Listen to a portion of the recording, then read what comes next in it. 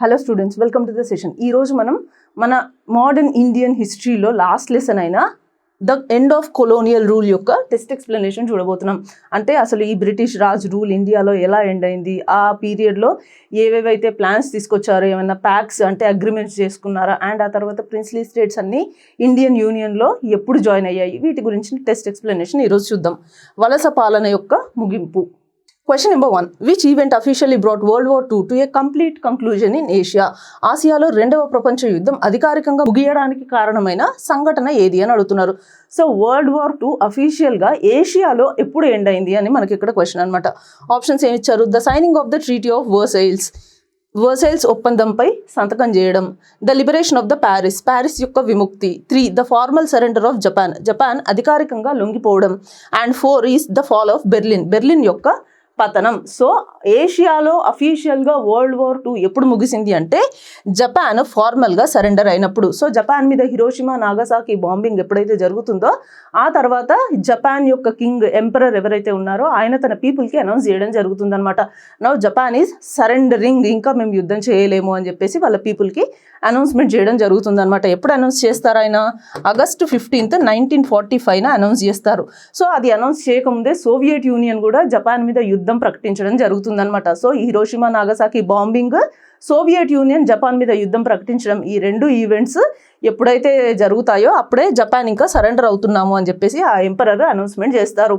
అయితే అనౌన్స్మెంట్ చేసిన రోజే చివరి రోజా అంటే కాదు, ఫార్మల్గా అంటే అఫీషియల్గా సరెండర్ సెరిమనీ అనేది ఒకటి చేస్తారనమాట. ఆ సెరిమనీ ఎప్పుడు చేస్తారు?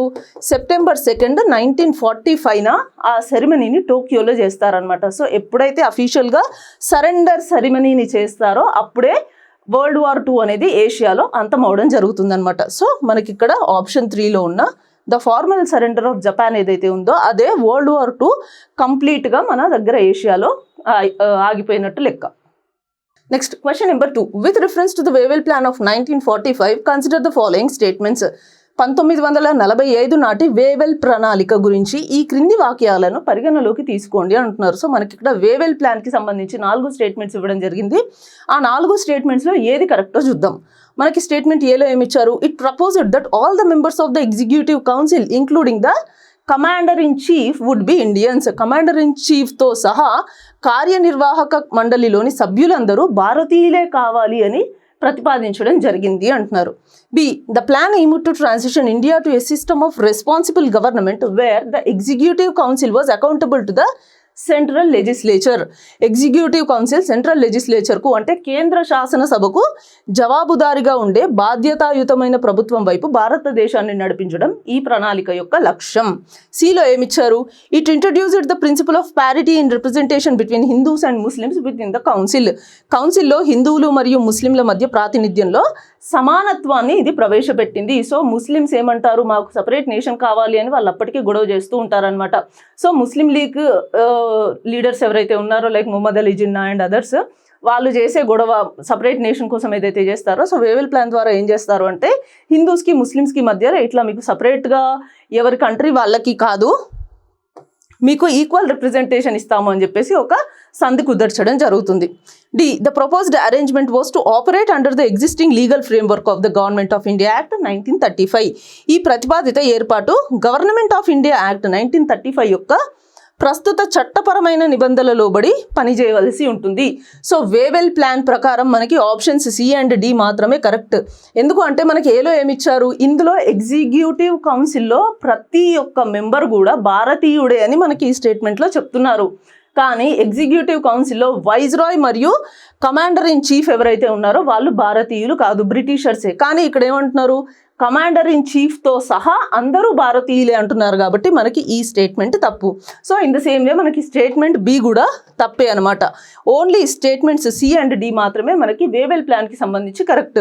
ఒకటేమో హిందువులు మరియు ముస్లింల మధ్య ప్రాతినిధ్యంలో అంటే ఈక్వల్ రిప్రజెంటేషన్ ఇవ్వడం జరుగుతుంది ఈ ప్లాన్ ప్రకారం. డి వచ్చేసి ఇక్కడ ఏదైతే వీళ్ళు అరేంజ్మెంట్స్ చేస్తున్నారో ఈ వేవెల్ ప్లాన్ ద్వారా అది గవర్నమెంట్ ఆఫ్ ఇండియా యాక్ట్ 1935 ప్రకారమే నడుచుకుంటుంది అనమాట.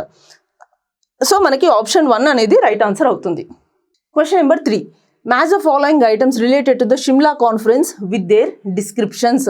షిమ్లా కాన్ఫరెన్స్కు సంబంధించిన ఈ క్రింది అంశాలను వాటి వివరణలతో జతపరచండి అంటున్నారు. సో షిమ్లా కాన్ఫరెన్స్ ఏంటి?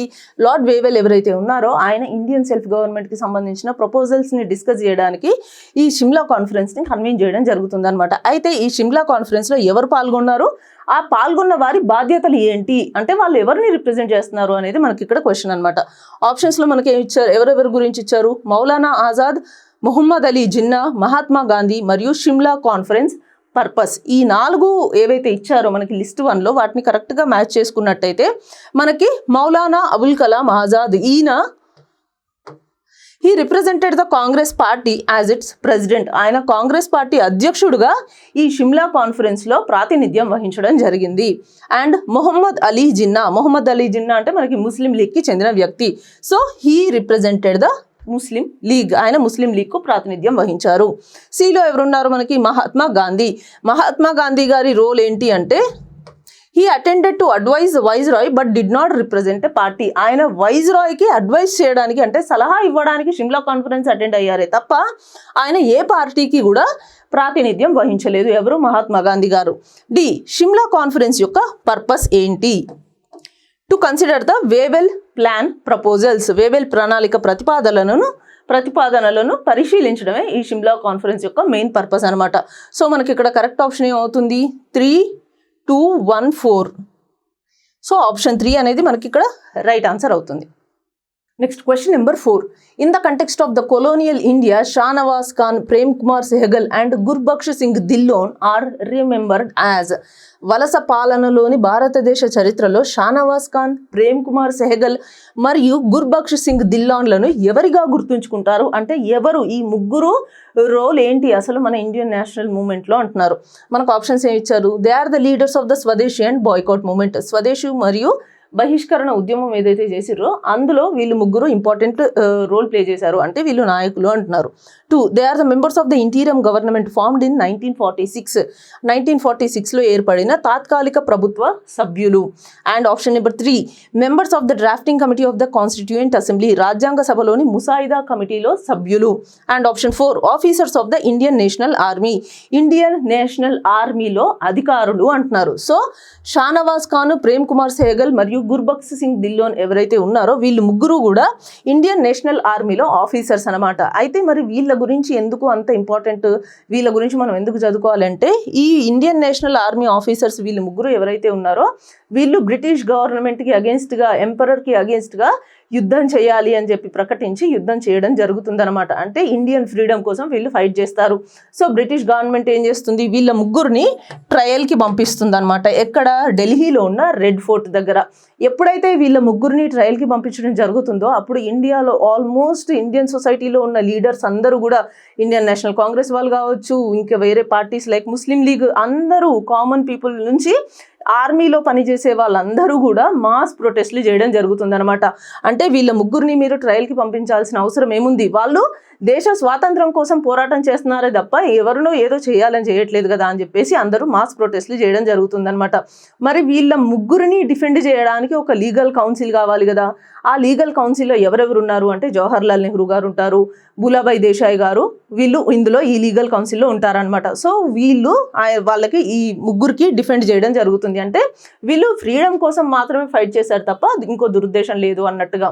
సో ఈ మాస్ ప్రొటెస్ట్లు చేయడం అండ్ చాలామంది కాంగ్రెస్ లీడర్స్ అందరూ వీళ్ళకి సపోర్ట్ చేయడం అండ్ బ్రిటిష్ గవర్నమెంట్కి అగెయిన్స్ట్గా వెళ్ళడంతో బ్రిటిష్ గవర్నమెంట్ ఏం చేస్తుంది, అండ్ అది మాత్రమే కాకుండా బ్రిటిష్ ఇండియన్ ఆర్మీ ఏదైతే ఉందో ఆ బ్రిటిష్ ఇండియన్ ఆర్మీలో ఎవరైతే సోల్జర్స్ ఉన్నారో వాళ్ళు కూడా ప్రొటెస్ట్లు చేయడం స్టార్ట్ చేస్తారనమాట. సో ఇవన్నీ చూసిన తర్వాత బ్రిటిష్ గవర్నమెంట్ ఏం చేస్తుంది, వీళ్ళ ముగ్గురి పైన ఏవైతే క్రిమినల్ ఛార్జెస్ పెట్టి వీళ్ళని ట్రయల్కి పంపించిందో దాన్ని తగ్గించడం జరుగుతుంది అనమాట ఎట్ లాస్ట్. సో ఈ ముగ్గురు ఎవరైతే ఉన్నారో they have played a major role in Indian freedom movement అని మనం చెప్పుకోవచ్చు. So they belong to the Indian national army. Indian national ఆర్మీని ఎవరు స్థాపించారు? సుభాష్ చంద్రబోస్ గారు స్థాపించడం జరిగింది. Okay, next question number 5. In the context of the naval terminology specifically within the Royal Navy, what does the term rating refers to? నావికాదళ పరిభాషలో ముఖ్యంగా royal నేవీలో rating అనే పదం దేన్ని సూచిస్తుంది అనేది మనకి ఇక్కడ క్వశ్చన్ అనమాట. మనకు ఆప్షన్స్లో ఏమి ఇచ్చారు? An officer who holds a command position, command హోదా కలిగిన ఒక అధికారి. 2 the most junior class of the sailors who do not hold a commissioned rank, commissioned హోదా లేని అతి తక్కువ స్థాయి నావికులు. 3 a naval vessel used for cargo transport, సరుకు రవాణాకు ఉపయోగించే నావికా నౌక. 4 a navigational technique used during the colonial era, వలస పాలన కాలంలో ఉపయోగించిన ఒక నావిగేషన్ పద్ధతి. సో ఇక్కడ మనకి ఈ నేవీ ఏదైతే ఉందో, షిప్స్ ఏవైతే ఉన్నాయో దాంట్లో 2 రకాల ఆఫీసర్స్ ఉంటారనమాట. ఒకరు వచ్చేసి కమిషన్డ్ ఆఫీసర్స్, ఇంకొకరు వచ్చేసి రేటింగ్స్ అనమాట. సో కమిషన్డ్ ఆఫీసర్స్ అంటే ఎవరు అంటే వీళ్ళు హై ర్యాంక్, హై స్టేటస్ కలిగి ఉన్న వాళ్ళు. ఈ రాయల్ నేవీలో హై స్టేటస్ కలిగి ఉన్న వాళ్ళు అంటే వీళ్ళ యొక్క మెయిన్ రెస్పాన్సిబిలిటీస్ ఏముంటాయి, ఏదైనా కమాండ్ ఆపరేషన్స్ ఉంటే వాటిని లీడ్ చేయడం, వాటన్నిటి గురించి వీళ్ళు చూసుకుంటారు. సో వాళ్ళ కింద ఉన్న వాళ్ళకి ఇన్స్ట్రక్షన్స్ ఇస్తూ ఆపరేషన్స్ని లీడ్ చేస్తారు షిప్స్కి, నేవీకి సంబంధించి. రేటింగ్స్ అంటే ఎవరు అంటే వీళ్ళు లోయెస్ట్ కేటగిరీ పర్సన్స్ అనమాట, నేవీలో పనిచేసే వాళ్ళు, సేలర్స్. సో వీళ్ళ డ్యూటీ ఏముంటుంది? కమ్యూనికేషన్స్ చూసుకోవడము, లేకపోతే ఇంజనీరింగ్ చూసుకోవడము, లేకపోతే వేరే టెక్నిక్స్ అవన్నీ చూసుకోవడము. సో ఈ కమిషన్డ్ ఆఫీసర్స్ కింద ఈ రేటింగ్స్ అనేవాళ్ళు వర్క్ చేయడం జరుగుతుంది అనమాట. సో వీళ్ళేమో హై ర్యాంక్డ్ అఫీషియల్స్, ఈ రేటింగ్స్ అనే వాళ్ళేమో ఈ నేవీలో లో ర్యాంక్డ్ అఫీషియల్స్ అనమాట. సో మనకి ఇక్కడ రేటింగ్ అనే టర్మ్ నేవీలో దేన్ని రిఫర్ చేస్తుంది అనే కదా క్వశ్చన్. కరెక్ట్ ఆన్సర్ మనకి 2 the most junior class of the sailors who do not hold a commissioned rank. So commissioned హోదా లేని అతి తక్కువ స్థాయి నావికులు అంటేనే రేటింగ్స్. ఓకే.